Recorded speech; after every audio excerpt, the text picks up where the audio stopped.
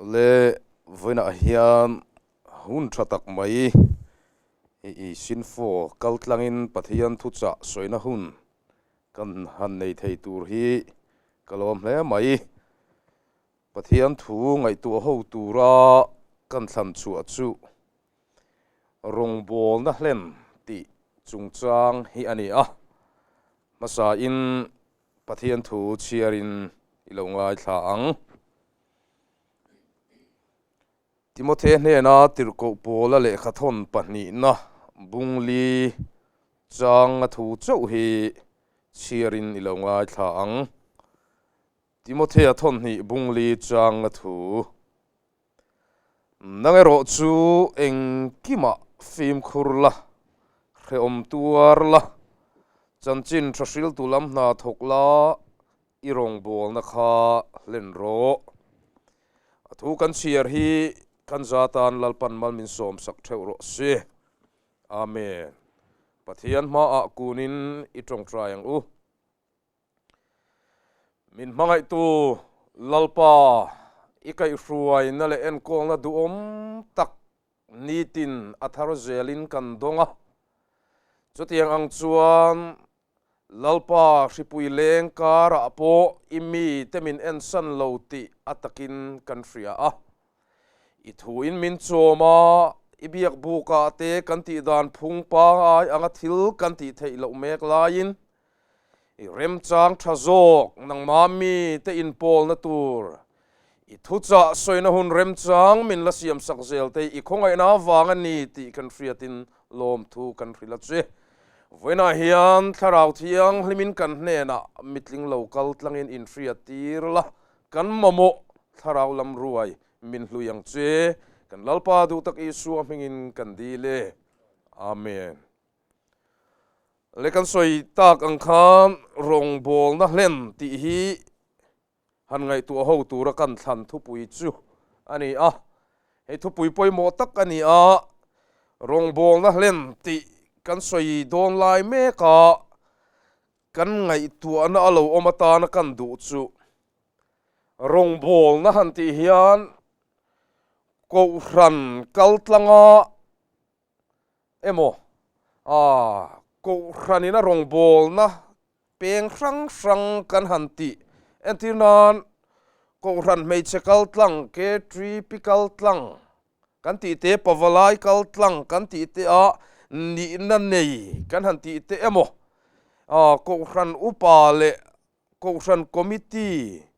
atel lo te voinia hian heng rong bol na kan hanti laka hian kan lo in da bangang ti ka hlau hle maya chuwang chuan he rong bol na len ti thupui kan soidon mek la hian khanga ko ran kal tlangan ni na nei ko ran thibe kan han ti ang chi te po kha lo ni lo po ni ila he thupui hian min huwa pani ti hi kan soi masak du lai chu ani a chan chu kan pathian hian arong bol tur hian tu te mai po hi min du veka tu te mai po hi min thangani ti hi bible kan en chuan kan mu thei tlatani thil om lo tenen lam pathian hian kan trangkai na tur om konga hian min du vekani ti hi bible in min sildan chu ani a chuwang chuan he thupui lakata he tuma kan bo thei lova min huap lo kan ti ve thei lo ti na alo ni don ani chu kan thil ti le kan chan vo a in ang lo mai chu ani a nima selavan pathian engkim ti thei tu hian kan phak tok ang theva ti tur le mo phurna rong bol na min pe ni ti ero hi chu kan khiat angai ani apoi mo khop maya chu kan soi masani se chuwang chuan he thupui lakata he tu ma he thupui hian huap lo min nei lo ani ti hi alo lang chiang em kan zawaya mamo thupui ani hetiang hian han soi tran ta ila tirko pola hian hei rinna afa ti mo the ani ti hi kan hreveka soi thui angai lova chumi ne na chuan arong bol na ahlen dan tur kong chi sang sang an ria tir hi aro pui khop maya hei hi nun kanin en na turatan pu a kan rong bol na akal zel na turatan pu a thil poimo ani awangin kan ngai tu adon ani masa bera chuan hetiang ang hian an soi masa a rong bol na kha hun har sa takara thok ani awangin thil buai thak le nek so na chi sang soi chian na chi sang kar thok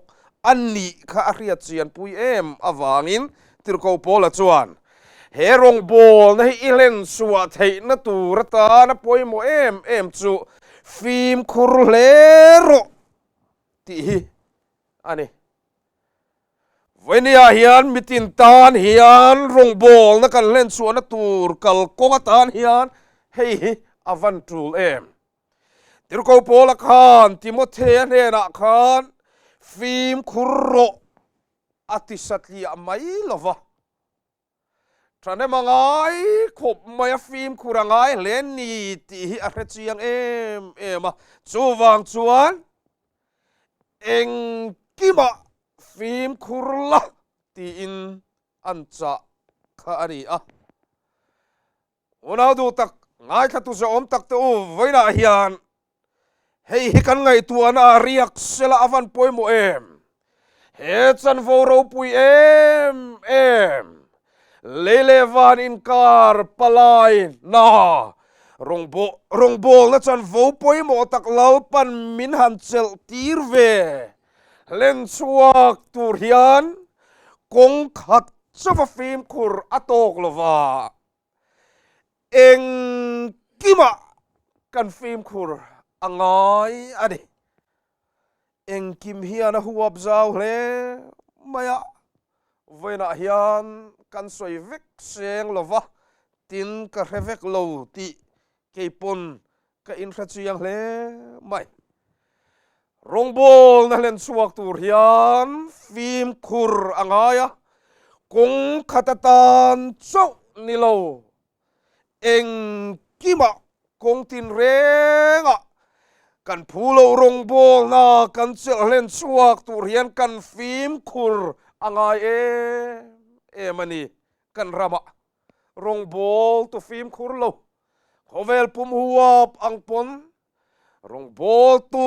tenun atira om em an phim khur lo le an nun in tha da awanga an chan chin angai nom zonga chui zui tur om lo an vatam em chutiang angkara chuan rong bol tu sa om tak hei tranem ngai takin ka ria tir du che nangero chui rong bol na len chuak turin eng kima phim khurro ti ani avan poimo ma ni du da na rong bol na kal pui mai hi a ol khop ma ni ngai dan china ma ni na tra kan ti china rong bol na hi re bun mai ol khop mai rong bol tu ni du viau ni ma sela chumi ina aken tel phim khur na ngai tha tlat si rong bol tu te awang hian rong bol tu mitam ber te hi mi ten enga amma min ngai lo pha theyani ti te po hi alang chiang viau mai chung te ni wang chuan i phulo rong bol na i kovalal pan anga len chuak tur hian i phim khuravan nga nang ma ngai dan a in rong bol a thang tu che lal pa ngai dan le du dan hi da masazel ro ti hi avatul kan ram rong bol tu mitin te hian kan mamo chu phim khur hi ani he kan ram rong bol tu te kan mual pho na tam tak te zinga han soi masak du kan nei chu mei chia mi pat na chung chang a hian ming chia kan tam hle maya apoi khop mai hei kan phim khur na tur ani kan khovel thang zel ina aken tel ani awangin kan mei chia te in chei dan in mule mala nei to lo kum zabi parian na hun lai Israel fa tenun dan zol nei tenan soi ang mai khan kan ram mei chia tenun dan in mule mala nei tak lo awangin mei chelaka yan rong bol tu abik takin mi pa takan phim khurangai viau mai mei chian mi panawa ga rong bol na chol tir ngai ta eram hian anga atale alung chia tha kani hemilaka hian kan phim khurangai chumi rual chia kan soitel du chu mei chia te po mi pa telaka kan phim khurangai tho herong bol na poimo tak kan len chua na tur kal konga hian mei chian mi pat na chung cha ga hian phim khur taka ke kan pe na rong bol min thang tu lal du dan ngai poimo chunga ke kan pe ni atul ta tak zatani hemi awaga rong bol tu mual phota hi kan nga mai nagero chu irong bol na len suak turin hemi konga hian phim khur le ro ti thanem ngai takin kan soidu ani adot le achuan kan ramarong bol tu te kan phim khur na tur machu kan politics kheldan le thirdan a hian ani rong bol tu te min ti thang tlom tam ta maya he politics tu inu hian in khana lo na ya rong bol tu ani athe ingila chu chuan athu soi ati hriam tok lova miten annuna ei tur tak an mu thei tlat lo mai hei apoi khop mai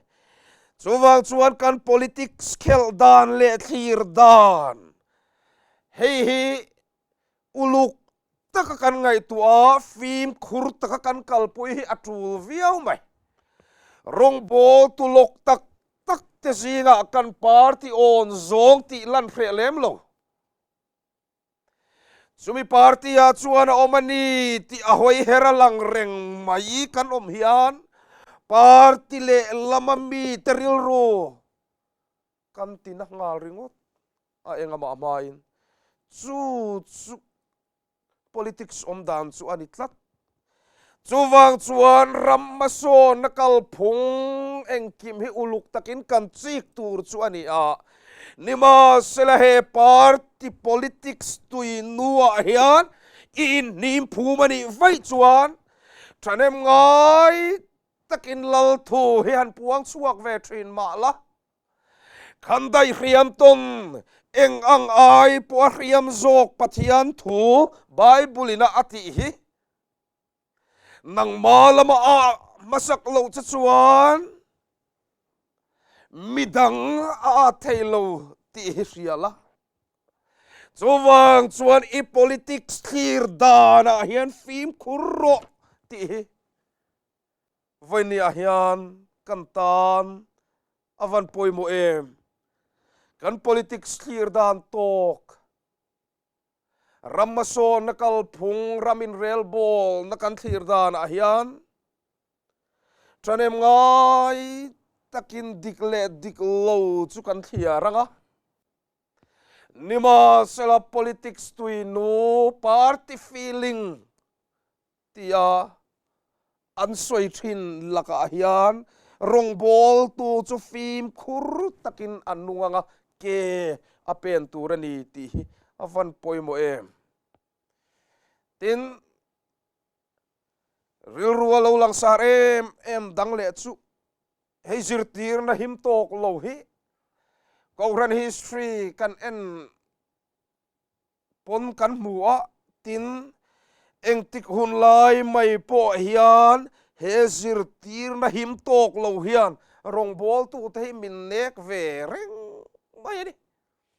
chutiang angkara chuan rong bol tu te kan om ve ring awangin zirtir na dik zirtir na himle himlo te kan thiar thiam tur ani a chutiang ang laka chuan kan fim khurem em turani ti hi voini a hian thanem ngai taka kan soidu pakhat chu ani hei kan rama zirtir na him tok lo apol ang te po inan lo chua ka khatiang ang khan ti dan phung ahun lai khovel mila it om le han tel ve mai chak om tak tak te lo chuak ze lania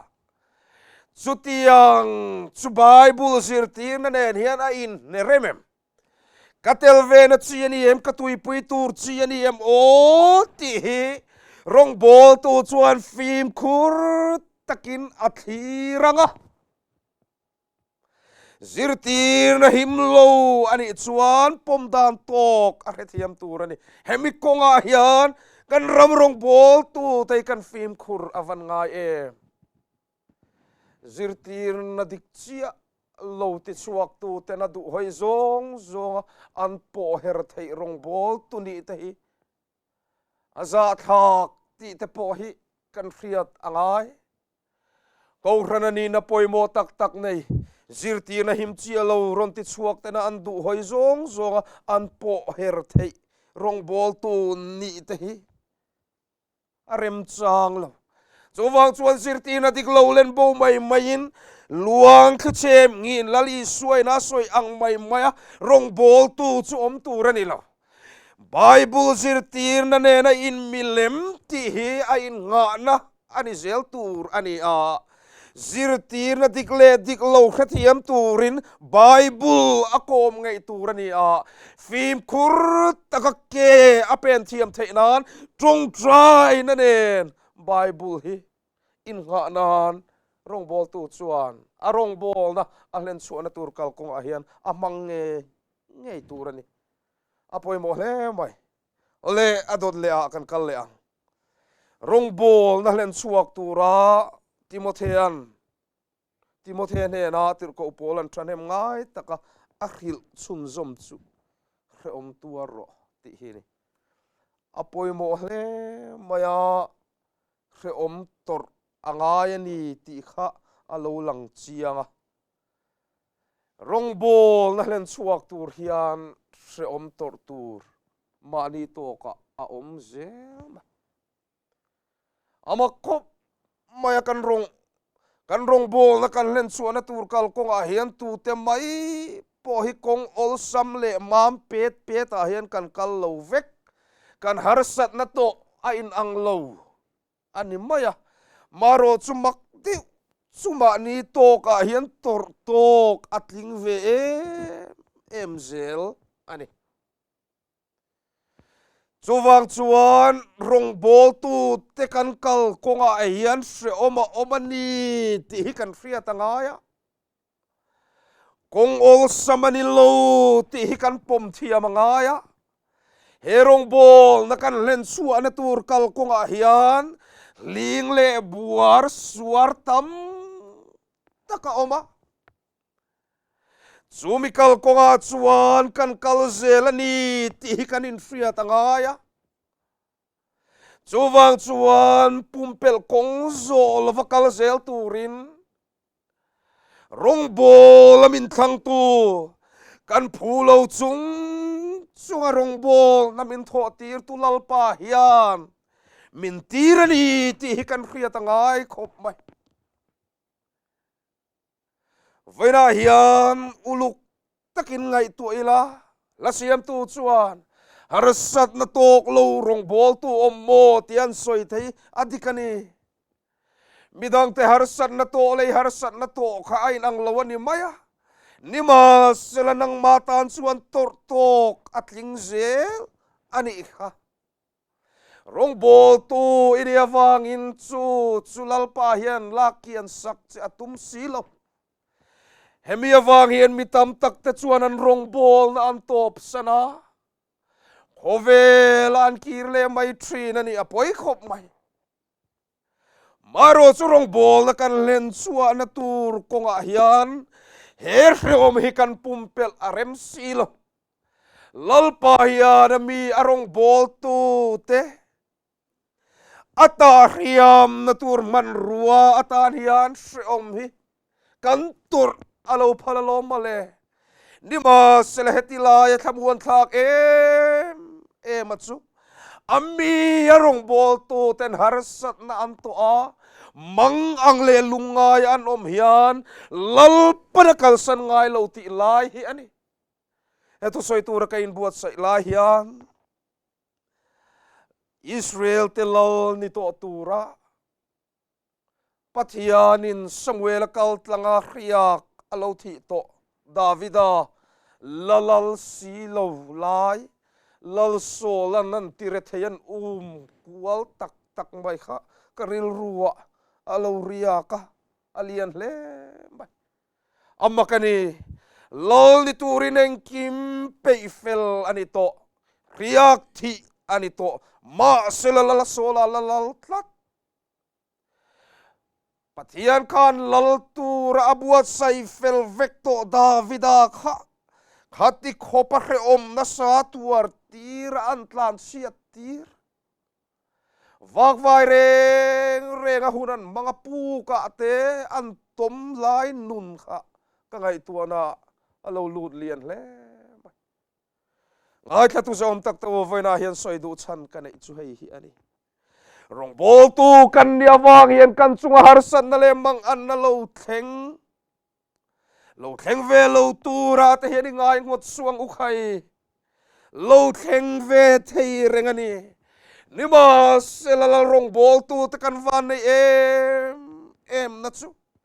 he harsan na phera hian lalpan mu fia tir tum min nei thrina chu harsan na pialalpan athil tum mu fia tu te chuan thil dang zong zonga in ka thang zok tuar na phe na mal som na om hin lo ti thiam thrina lo ni unau du tak te o he nun thuruk in thup ro pui hi lalpan min mu fia tira du awangin kan chu harsan na le mang an na lo thlen te aphal thin alo ni chu wang chuan alo harsat na tong lo rong bol tu amang mo ti te hi la siam tu ten an lo phu achua ka thil dang zong ain ka thang zo tuar na phe na mal som na om hi te an lo ti thiam trin alo ni harsat na phe na mal som na om lalpana amu fia tir du an mu fia china chuan harsat na an thangani lo nima salalom takin chu harsat na chuan lo pal tlang thiam trin alo ni chu wang chuan ring tunun kal kong khrim shima hian pumpel kong zo tur kan ni lo kan rong bol na kan hlen chuan na tur kal konga po pumpel kong he zo mai tur kan ni lo ti kan khia thar apoi mo hle mai evakhatsu revival speaker kan ni a kan thu soyata na rem chang tur ngai tu are renga hun mang hi kan ni ve boka poster engam lo in tar signboard lo in tar te kan thu soy eng tin ye kan soi tel theyang o ti ngai tu reng hian hun hi ka mang tam ve khop maya tum khat ka len na huna an banga hian no cross no crown ti lo in tar hi ka mu lo ka ril rungai tu ana hi ti thar hle no cross no crown amoy hi ka ti em ka ngai tua chun zom lo thei lo ani kan soi chua du na chan chu hei hi ani unau du tak te u van ram kan pan na kal konga hian rong bol na kan len chua na tur kal konga hian tuar na telovin lalukum ma om thei lo ti hi avadik chuwang chuan tuar na pumpel kong zo tu ten cross nun na naran lau si trin chuwang chuan lang chui rong bol ei len chuan na tur kal konga hian van ram panai kal mek lai hian re om pumpel na kong zo su tuar na telovin lalukhum a om thei lovania re om tam tak tuara van ramlu tur hi kan ni reng ani ti Bible in min siatir chuwang chuan pumpel kong kan zo arem chang lo ani anunung ber atan chuan chanchin trasil tulam na thokla ati kha toite in kan zui le rong bol na len chuak tur hian poimo em chu rong bol tu zong te mo phur na chu chanchin trasil ngai poimo hi ani chanchin trasil hi rong bol tu chuan angai poimo em tur engtiklai pon ani reng ani hei mi zo te hi anam ang poa thu cha nu ngai poimo nam kan nia thu cha nu nung hi kan han ngai poimo em khopa khom pui kan nei po hianin atir zan ai hi chuan a top zan in khom hi kan tam zela khatiang ang zel khan a top a nu nung ngai poimo hi kan ni de urawa chutiang chu kan ni awang chu eminiang o ei kan nu le pa kan pi le pu te thi mai tur chatuan mun pan mai tur hian an dam that lai po an soi thei reng hi an thi don nai khum lai zola trong po trong lei thei to lova an om nuwa hian thu cha nu nung hi an soi fo ni te hi ka ti dewa ka ngai sualem o ka hrechi alo engpo ni sela thu cha nu nung ngai poimo nam kan ni ti hi chu phat thei ani lo entinan pa ber alo thi dona fa ten ko khom an local khom truck an local khom truck maya le hei kanat dan uluk takin hei kanat na inamin ne dan te kan ngai tu hianin kape rei karing talo chuwang chuan ro hi kasem angai in omzel dan tur hi karel felangai tlat mai local te u antia kan ngai poimo em kan kal khom truck train chuta chuan kan huan lo ram hi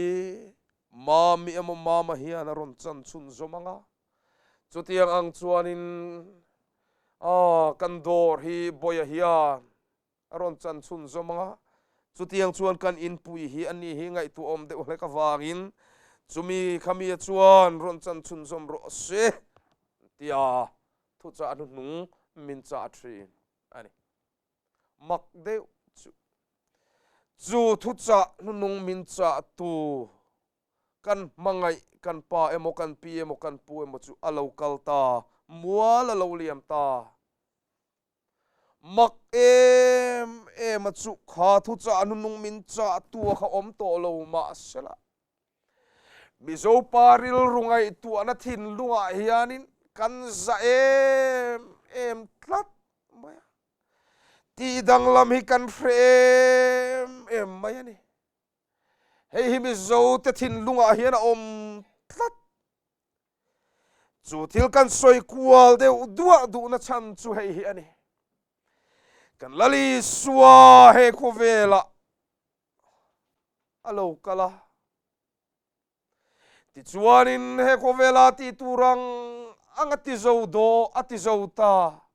van alon don khan thu cha nu nung min cha ve ni chuta asoi chu hei hi ani ramzong zonga kala thil siam zong te na chan chin trasil tur hian thu cha nu nung kan lali suwa hian min cha ani ngai thatu za om tak voina hian thu cha nu nung ngai poimo trin mi zo te hian kan lali suwa na ngai poimo em vana lon dona min cha lom he chan chin trasil na tho hi kan ngai tha thiang lovang avan poimo e